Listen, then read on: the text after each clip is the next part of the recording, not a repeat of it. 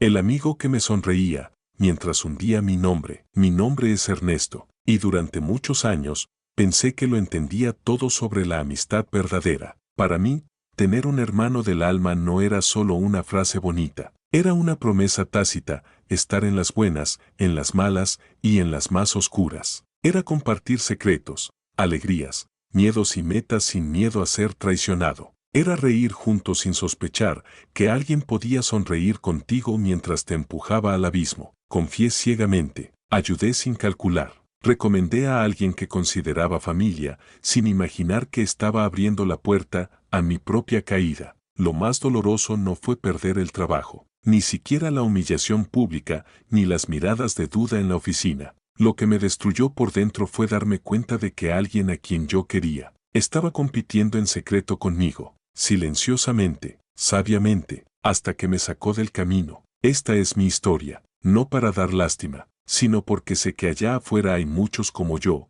personas buenas que fueron usadas, traicionadas, anuladas por alguien en quien confiaron sin reservas. Y quiero que sepas algo, no es tu culpa. Ser noble no es ser ingenuo. Y el error no fue confiar. El error fue pensar que todos piensan como tú. Ahora cuento esta historia para sanar, para soltar, y para que, tal vez, tú también puedas ponerle nombre a esa herida que te arde cuando recuerdas a alguien que te falló. Porque sí, a veces los enemigos no vienen de frente. A veces usan tu confianza como escalera, y mientras tú celebras lo que comparten, ellos ya están planeando cómo quedarse con lo que es tuyo. Bienvenidos a mi historia, una historia de traición, caída y renacimiento. Hay amistades que nacen de la costumbre, otras del tiempo compartido, y algunas, muy pocas, que parecen estar escritas. Así fue con Martín. Lo conocí el primer día de universidad, en una fila interminable para pagar la matrícula. Estábamos ambos con cara de sueño,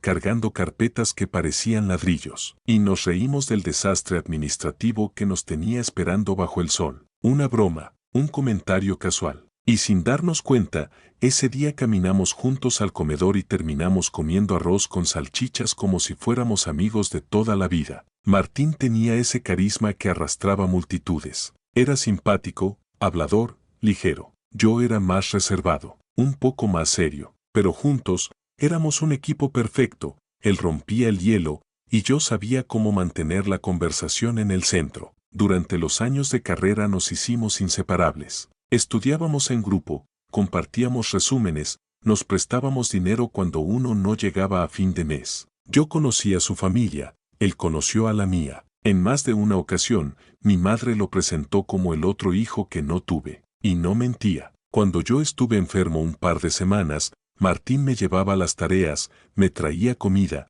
incluso me ayudó a estudiar para un examen final que yo había dado por perdido. Y cuando a él lo dejó una novia con la que llevaba 2 años, fue en mi sofá donde lloró su duelo, comiendo helado y maldiciendo al amor durante horas. Éramos hermanos, sin sangre, pero con un lazo que parecía más fuerte que muchos vínculos familiares que había visto a mi alrededor. Cuando me gradué, tuve la suerte de conseguir trabajo rápido en una agencia de marketing que me gustaba mucho. A los meses, se abrió una vacante para un asistente de cuentas. Ni lo pensé, recomendé a Martín de inmediato. Él estaba sin empleo en ese momento y sabía que tenía talento. Además, qué mejor que trabajar al lado de tu mejor amigo. Recuerdo cuando lo llamaron para la entrevista. Brincaba de emoción. Y cuando le dieron el puesto, me abrazó como si le hubiera salvado la vida. Gracias, hermano, me dijo. No me voy a olvidar de esto nunca. Yo le creí, porque en mi mente no había razón para dudar de alguien que había sido mi compañero en tantas batallas. Durante los primeros meses, todo fue perfecto. Nos entendíamos sin hablarnos. Armábamos presentaciones en equipo, nos cubríamos cuando uno llegaba tarde, incluso competíamos por ver quién tenía las ideas más creativas para las campañas. Nos reíamos, nos apoyábamos, y cada vez que hablábamos de futuro, decíamos lo mismo. Algún día, vamos a montar algo juntos. Tú y yo. Socios. Para siempre. Yo no sabía, no quería saber, que en algún lugar dentro de él había algo más. Una ambición silenciosa, una envidia que no mostraba los dientes, un deseo de ser el uno, aunque para eso tuviera que eliminar al otro. Pero eso, lo descubriría después. Por ahora, yo seguía creyendo que estábamos en el mismo equipo, que éramos familia, y por eso, su traición fue tan profunda, porque no vino de alguien que quería hacerme daño, sino de alguien que yo creía que quería verme triunfar. Todo parecía igual en la superficie. Seguíamos almorzando juntos, seguíamos riéndonos en las reuniones, seguíamos compartiendo ideas, pero algo había cambiado. Yo no podía ponerle nombre, al principio. Era apenas una sensación, un silencio de más, una mirada que duraba un segundo menos. A veces lo notaba revisando mis propuestas antes de presentarlas, y haciendo preguntas en voz alta que sonaban inocentes, pero que sembraban duda frente al equipo. ¿No era esta campaña parecida a la del año pasado? ¿Estamos seguros de que este presupuesto es realista? No eran críticas directas, eran como pinchazos bajo el agua, pequeños, invisibles, persistentes. Recuerdo una reunión en particular. Yo había preparado una presentación para un cliente grande. Martín la conocía.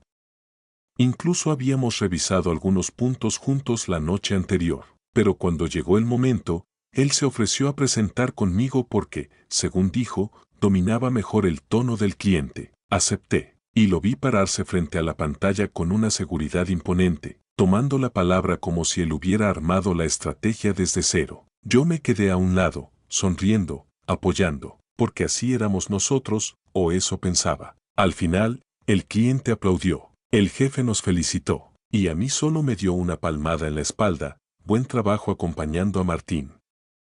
Lo ayudaste a brillar. No dije nada, pero esa noche no dormí. ¿En qué momento había pasado de ser protagonista a asistente en mi propio proyecto? Después vinieron los rumores, no de forma directa, claro, sino en forma de comentarios sueltos, de pasillo. Martín dice que a veces cargas demasiado los informes. Me contó que tú sueles improvisar en los briefs. ¿Tú sabías que él está siendo considerado para el ascenso también? El ascenso no era oficial, pero sí se comentaba que abrirían una jefatura nueva. Y sí, yo había asumido que me la merecía. Llevaba más tiempo, tenía mejores resultados, pero nunca pensé en competir contra Martín. Nunca. Él y yo éramos un equipo. No. Pero entonces recordé algo que me había dicho hacía un par de semanas, entre risas. Hermano, si te dan el puesto, me voy a colgar de tu escritorio como amuleto de buena suerte. Y ahora esa frase sonaba distinta, no como una broma, sino como una pista, una advertencia que no supe leer. Porque a veces el veneno no viene en gritos, ni en peleas, ni en insultos. A veces el veneno viene disfrazado de sonrisa, y uno no quiere verlo. Porque duele más aceptar la traición de quien amas que recibir el golpe de quien odias. Yo todavía quería creer que todo era imaginación mía, que estaba siendo paranoico, que Martín era mi hermano y que el mundo laboral era así, competitivo, duro, ambiguo. Pero la verdad, aunque duela, ya empezaba a hacer ruido, silencioso, constante, como una alarma que no quieres apagar, pero tampoco sabes cómo escuchar. La mañana que todo cambió empezó como cualquier otra. Yo llegué temprano, con café en la mano, escuchando música por un solo audífono. Martín ya estaba en su puesto, como siempre, con esa sonrisa suya que uno creía honesta hasta que aprendía a mirar más profundo. Me saludó como si nada. Me habló del tráfico, del partido del domingo, y yo, como siempre, le respondí sin sospechar nada, porque así de ciegamente confiaba, todavía. A las 10:43 de la mañana recibí el correo de Recursos Humanos. Asunto, solicitud de entrevista urgente. Leí 2 veces. Pensé que era un error, o tal vez algo administrativo, pero no. Al llegar a la oficina de la directora de Recursos Humanos, me ofrecieron asiento y cerraron la puerta. Su cara no era amable. Era formal. Cautelosa. Ernesto, comenzó, tenemos un asunto delicado. Hay indicios de una filtración de información confidencial y tu cuenta de correo está implicada. Yo me congelé. ¿Qué? ¿Cómo? ¿Qué información? ¿Qué significa eso? Me mostraron un reporte. Alguien había enviado un archivo con datos internos a un correo externo, vinculado a un proveedor con el que habíamos tenido conflictos. La dirección IP correspondía a mi computadora. El envío fue hecho desde mi cuenta. Esto es muy serio, me dijeron. Hasta que aclaremos la situación, queda suspendido temporalmente. No supe qué decir. Sentí que el piso desaparecía bajo mis pies. Salí de esa oficina con la vista nublada, con compañeros mirándome desde sus escritorios sin decir palabra. Pasé por el escritorio de Martín. Él bajó la mirada. Ni siquiera me sostuvo los ojos. Ese gesto fue el primero en confirmármelo. Esa misma tarde, intenté acceder a mi correo desde casa. Estaba bloqueado. Intenté escribirle a Martín. Nada. Le llamé. No respondió, ni un mensaje. Ni un ¿estás bien? Ni siquiera un no sé qué está pasando. Al día siguiente, alguien tocó a mi puerta. Era Tomás, uno de los pasantes del equipo. Lo último que esperaba era verlo allí. Perdón si te molesto, dijo, nervioso, pero creo que necesitas saber esto. Me contó que unos días antes, escuchó a Martín hablando con otro compañero en la terraza, que lo escuchó decir, entre risas, ya verás cómo el ascenso queda libre, solo es cuestión de mover un par de piezas. También me dijo que, en más de una ocasión, lo había visto usando mi estación de trabajo mientras yo estaba en reuniones. Decía que era para revisar tus presentaciones, que trabajaban juntos. No necesitaba más. No podía demostrarlo todavía, pero en mi pecho algo encajó como una pieza perdida. Todos los detalles, todas las sospechas, todos los momentos que ignoré, cobraron sentido. Martín había armado el plan con meses de anticipación. Había sembrado dudas, copiado mi estilo, ganado confianza con los jefes y llegado al punto de usar mi cuenta para enviarse información comprometedora a través de mi nombre. No necesitaba destruirme con violencia, solo tenía que hundirme lo justo para ocupar mi lugar. Silencioso. Eficiente. Letal. Me quitaron el pase de acceso al edificio, me borraron del grupo de correos, y durante semanas, nadie me escribió. Yo me sentí muerto en vida, porque no solo perdí mi empleo, perdí la idea que tenía del mundo, de la lealtad, de la amistad, de lo seguro. Me encerré. Dormía mal. Dudaba de todo. ¿Tan ciego había sido? ¿Tan ingenuo? Y sí, lo había sido, porque nunca imaginé que un amigo al que ayudé a levantar, me empujaría del puente que yo le construí. Durante semanas no salí de casa. El teléfono dejó de sonar. El calendario se convirtió en una sucesión de días idénticos, sin propósito ni orden. Dormía mal, comía lo justo, y pasaba horas mirando al techo, preguntándome cómo llegamos hasta ahí. Como alguien que yo llamé hermano pudo planear mi caída con tanta frialdad.